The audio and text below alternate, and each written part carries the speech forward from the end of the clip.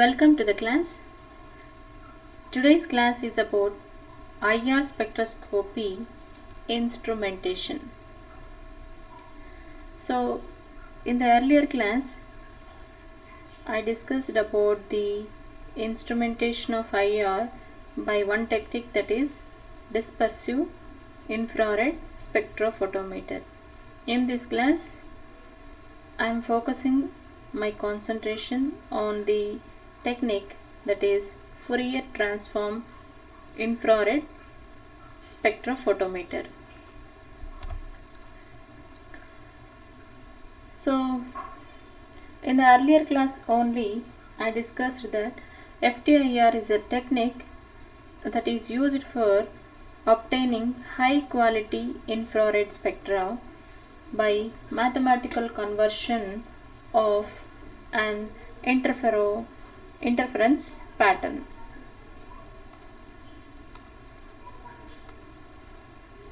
So this is off. So FTIR is a technique for obtaining high quality infrared spectra by mathematical conversion of interference pattern. So what is interference?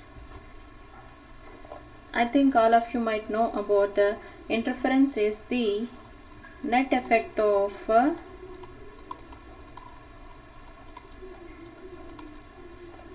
combination of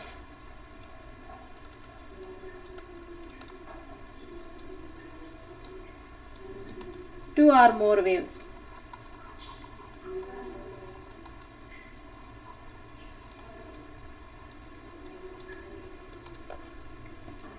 When the two waves or interfere in constructive manner, we will get constructive signal. When the two waves are combined in the form of destructive manner, then we will get destructive signal.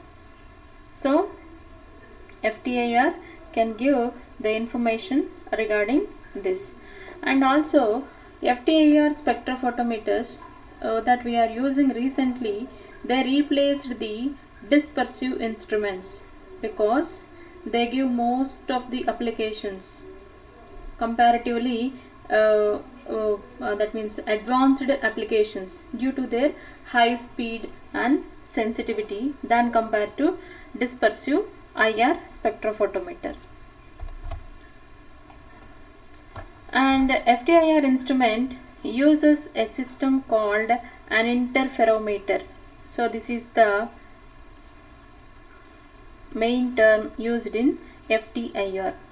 Okay, so this system uses interferometer, and simply interferometer consists of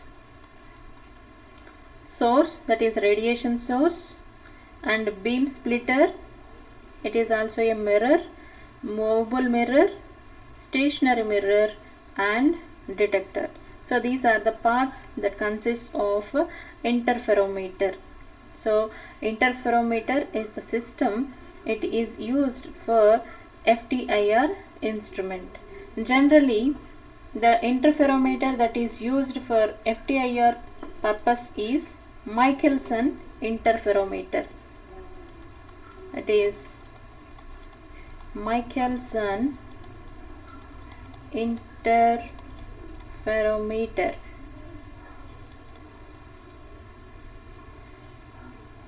Of course, Fourier transform, it converts the interferogram from the time domain to frequency domain. Let me see how it is. So this is the schematic representation of FTIR spectrophotometer, or simply spectrometer. See here, we are supplying the radiation source from this source. So from this source we are having radiation. So the radiation reaches to beam splitter. So here the thick line which is written in the form of diagonal manner, this is known as a beam splitter.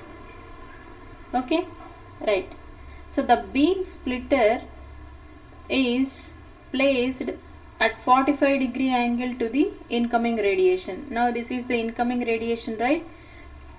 For the incoming radiation, the placement of the beam splitter must be located at 45 degrees angle. Okay, right. It allows, so when the infrared radiation incident on beam splitter, so in the name itself it is indicating that it is a splitter of beams. That means whenever the radiation contacts or interacts the beam splitter, a beam splitter can split the radiation into two equal parts. So one part is going to, or it passes through the same axis, and another part is deflected at 90 degrees with the radiation. So see here, so this is with the axis and this is with the perpendicular axis. So at perpendicular axis we have the arrangement fixed mirror. So this is the arrangement of fixed mirror, and in the direction of the propagation of radiation we are placing moving mirrors. So here number of mirrors are placed in this place, moving mirrors. That means the mirrors can move from time to time, but here the mirror is fixed mirror. Okay, the fixed mirror is oriented at 90 degrees angle. Okay, and moving mirror is along the axis of radiation, right? So the undeflected beam goes to moving mirror, so there is no deflection. Whenever the radiation interacts with beam splitter, the undeflected beam goes to moving mirror and deflected beam goes to fixed mirror, that is nothing but stationary mirror. So this is simply stationary mirror and this is movable mirror, right? So the motion of the mirrors, so here the mirrors are in motion. When the mirrors are in the motion, then they will give particular distances. Okay, right.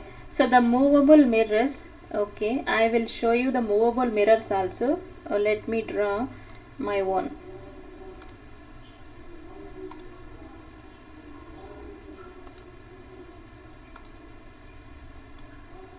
So here I am drawing FTIR spectrophotometer. Further I am using the source of light. So this is the source of light, a source of light which emits the radiation whenever it interacts with the beam splitter. So at the way of the radiation I place a beam splitter. So now this is a beam splitter. See here, the beam splitter is placed at the path of the radiation at about 45 degrees angle. So this is beam splitter.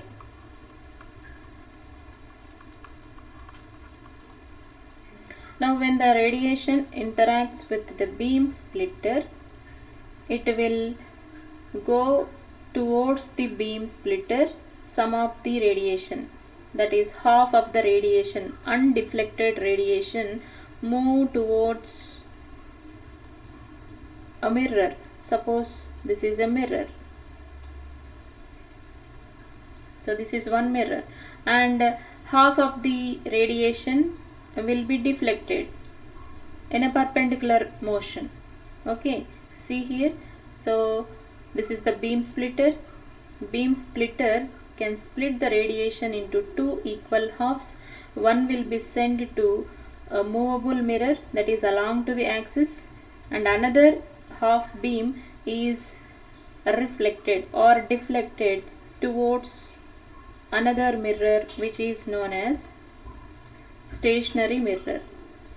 So now this is one mirror and this is another mirror. So this is stationary mirror and this one is movable mirror. So as it is movable mirror, it has the capability to move from the distance of a static distance to another way. Okay, suppose here it is delta is equal to 0. Delta here it indicates a distance. If suppose it is moving from 0 distance to somewhat here, if suppose the mirror is placed here, that is known as M1. If suppose the mirror is placed some more distance, the mirror is said to be M2, and somewhat distance M3 mirror, and more distance M4 mirror. So totally 4 types of mirrors are present in the compartment of movable mirror: M1 mirror, M2 mirror, M3 mirror, and M4 mirror.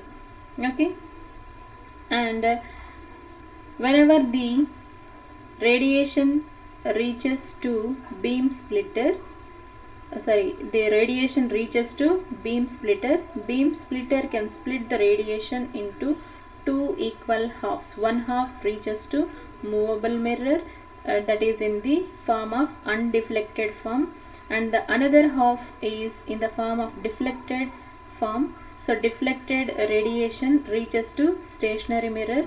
After it reaches to stationary mirror, again it comes back to beam splitter.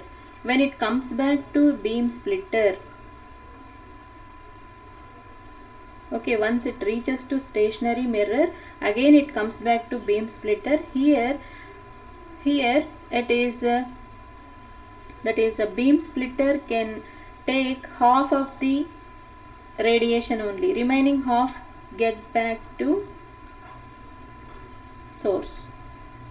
Okay, from the stationary mirror, the deflected radiation comes to a beam splitter. Here half of the radiation present in the beam splitter, and remaining half will be reflect out.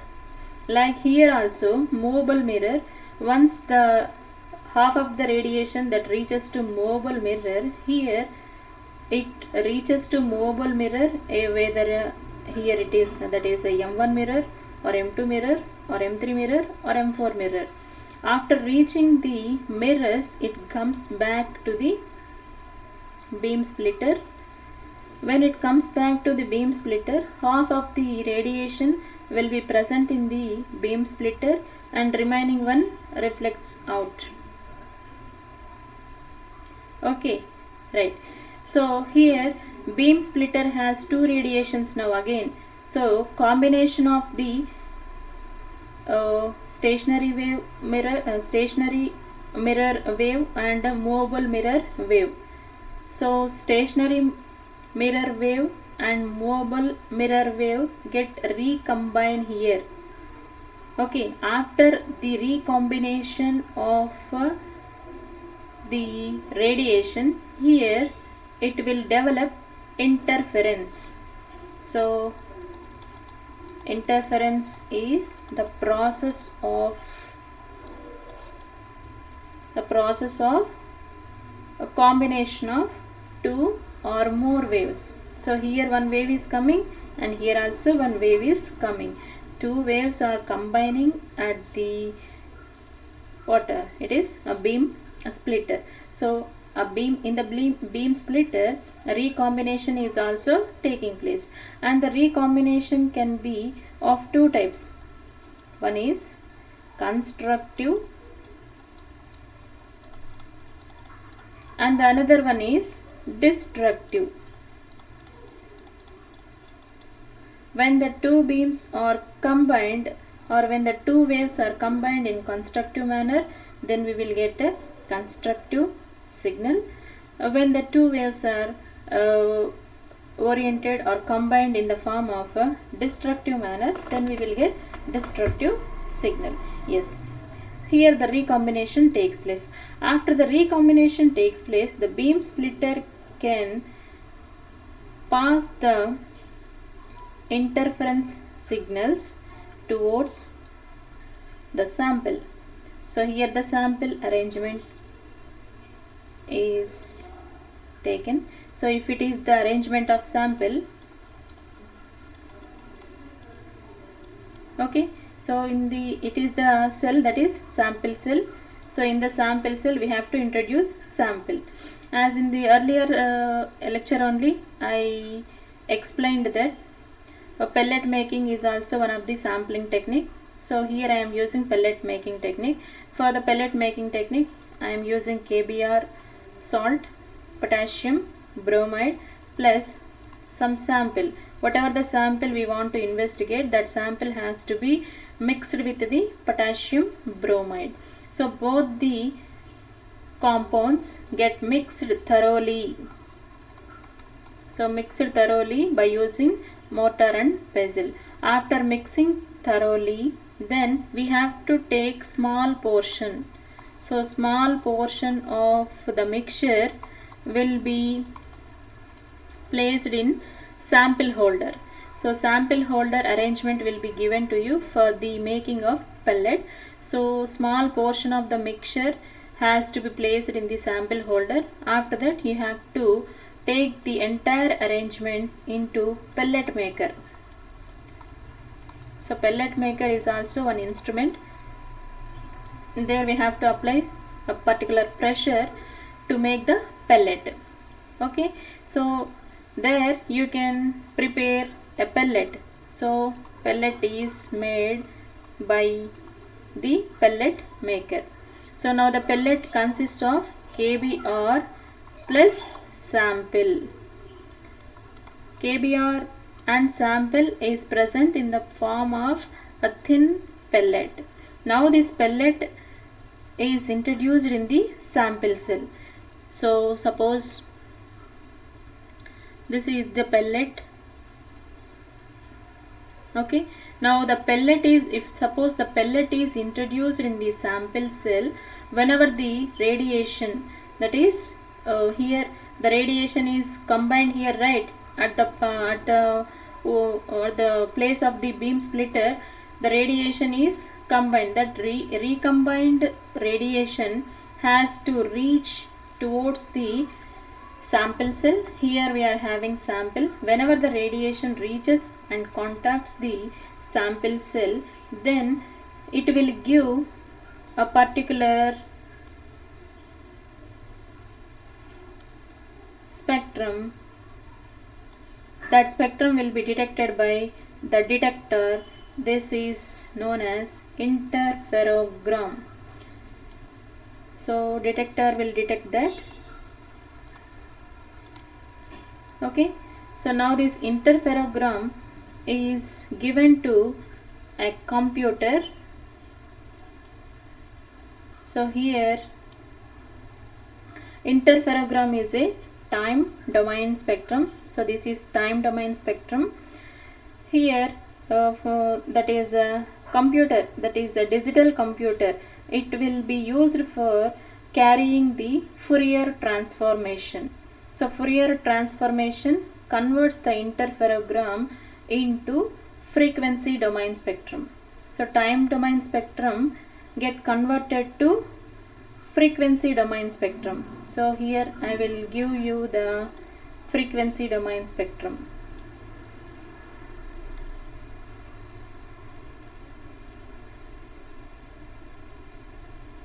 Okay, so this is time domain spectrum and this is frequency domain spectrum.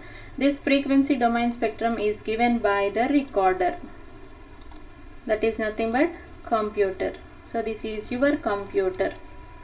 So computer here it is acting as a Fourier transform. Okay, so this Fourier transform the role of Fourier transform is nothing but it will convert the what is that, this is a time domain spectrum, it will be converted to frequency domain spectrum. By seeing this frequency domain spectrum, we can characterize the functional groups, we can give the structural information of the compound. Okay, right. Now how this interferogram will develop. Okay, how this interferogram will develop depending upon the movable mirror.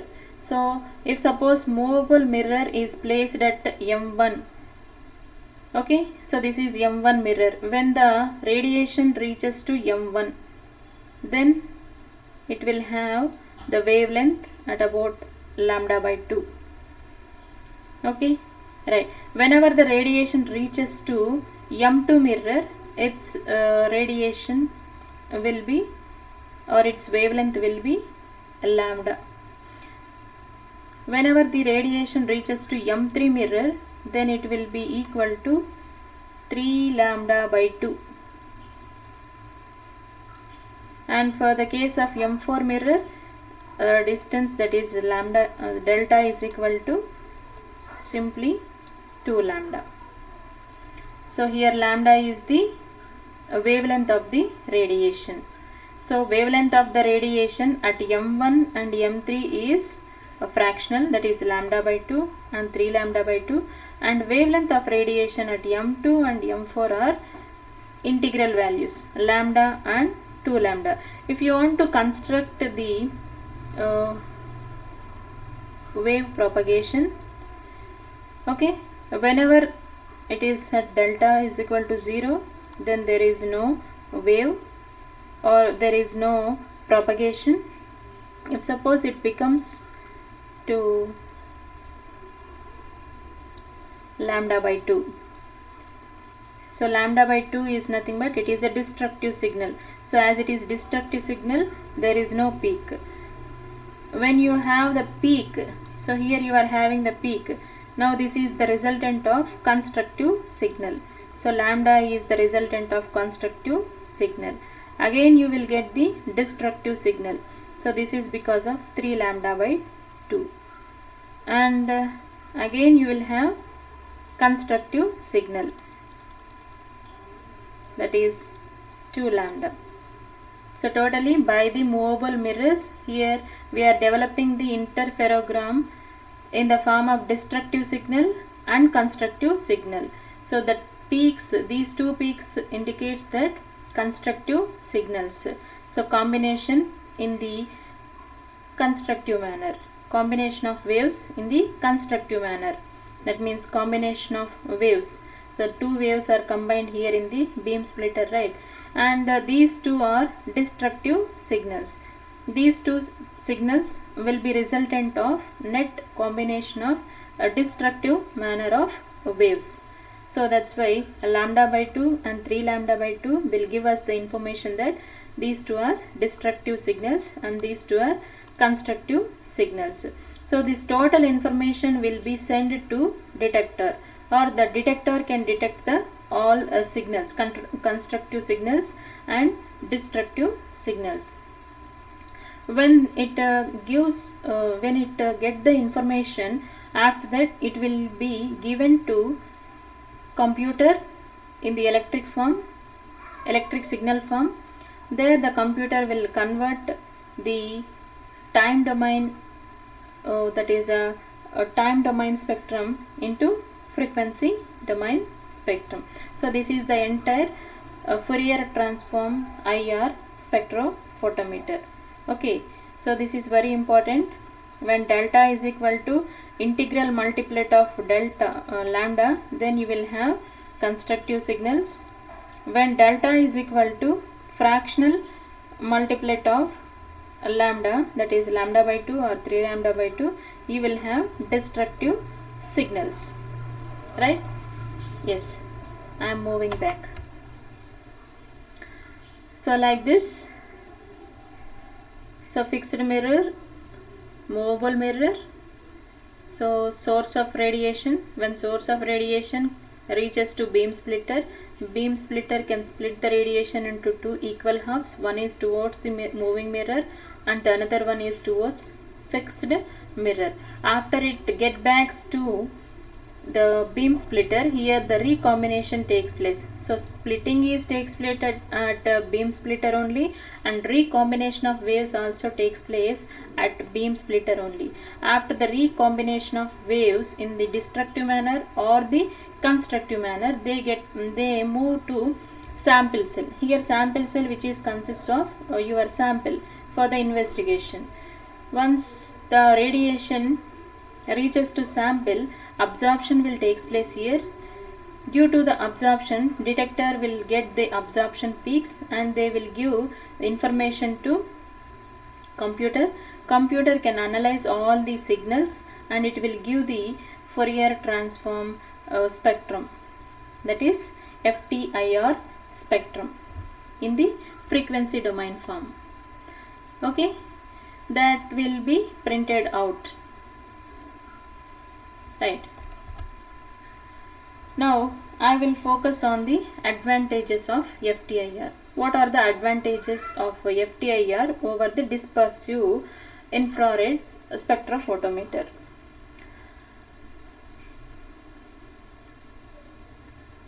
Okay, before going to advantages, let me introduce some techniques.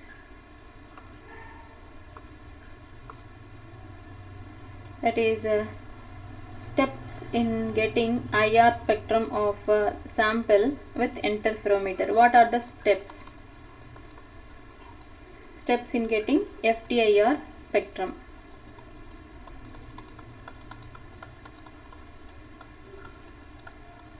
The first step is, that is step 1. An interferogram is recorded without any sample in the beam and saved in computer memory. Okay, first of all we have to take the interferogram without any sample. So without any sample, we have to take interferogram with the help of beams only. Okay, this interferogram is the characteristic of the experimental setup and it consists of response of the spectrophotometer in terms of performance of source, interferometer and detector. This is so called that background spectrum.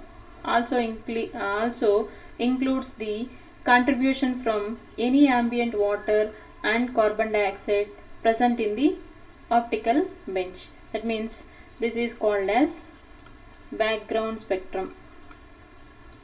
So first of all we have to carry the experiment by taking the background spectrum. So without taking any sample we have to take the spectrum by using the radiation source only. That means is there any impurities or not, we can find out by taking the background spectrum. And the next step is we have to record again interferogram with the help of sample. So with the sample again we have to take interferogram.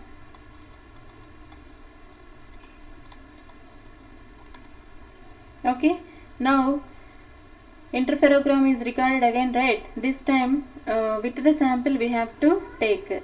With the sample we have to investigate with the beam and also stored in computer memory. It consists of signals from the sample and the background of air and solvent.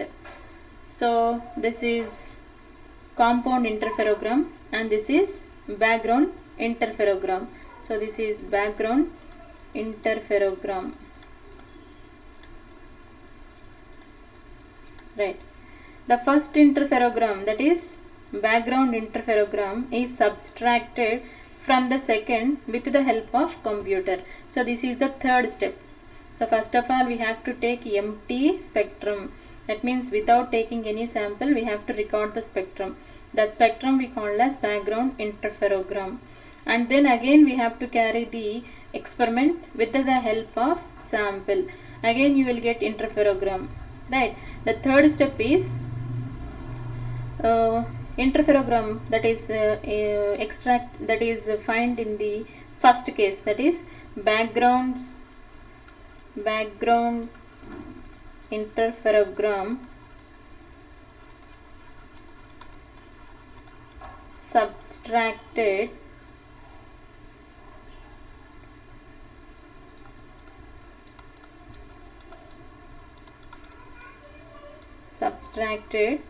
from the second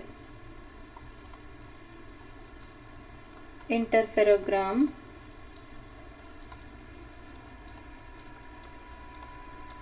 by the help of computer. That is nothing but Fourier transform. So the technique is known as Fourier transform. The resulting difference interferogram is then Fourier transform to the given spectrum. Now the resultant one is known as Fourier transform. So these are the steps taken to get the FTIR spectrum. Okay, right. Now I will move to advantages of FTIR. The first advantage is, the first one is, this saves lot of experimental time. Saves a lot of experimental time, because as the absorption at all wavelengths is recorded at the same time, so in the fractional time we can get the more absorptions. That means saving of time is more here. This is called the multiplex of course this is one of the advantage, and this leads to a spectrum with better signal to noise ratio in the same time as compared to dispersive instrument. That means one more advantage is signal to noise ratio. So here S is signal to noise ratio is better. So this is another advantage. And one more advantage is there are much faster, and a given spectrum can be taken in less than 1 second. That means time consumption is very low. So time consumption to take the spectrum, time consumption is low. So time consumption to take the spectrum is very low, and it is less than 1 second. Simply it is less than 1 second. This is one of the advantage, and this provides for taking multiple scans for low concentration samples and then averaging them. That means at a low concentration we can take multiple scans, because the time consumption is very low, right? So that's why. And the next application is FTIR spectrophotometers give better frequency resolutions and reproducibility. So better frequency resolution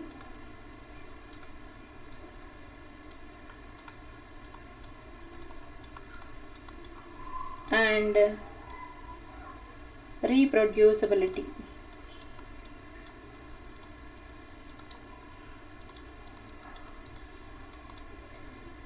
Right. And one more application is, as there are no narrow slits in FTIR spectrophotometer, the energy output is much greater than a dispersive instrument. This is referred to as the advantage, one of the advantage. Okay, right. So these are the better advantages when compared to dispersive instrument and FTIR instrument. And one more advantage is This can be easily adapted for remote use. For example, the beam may be diverted to pass through an external cell and detector. So this is also one of the advantage. And due to simple mechanical design with only one moving part, there is less wearing out of the components and hence better reliability of the spectrophotometer. Right. So these are the most useful advantages of FTIR. So by these techniques or by these advantages, we can extensively use FTIR spectrophotometer in the place of dispersive spectrophotometer. Right. I think it is ending time. So the most useful and modern technique for getting IR spectrophotometer is by this technique, that is Fourier transform IR spectrophotometer. Right. Thank you.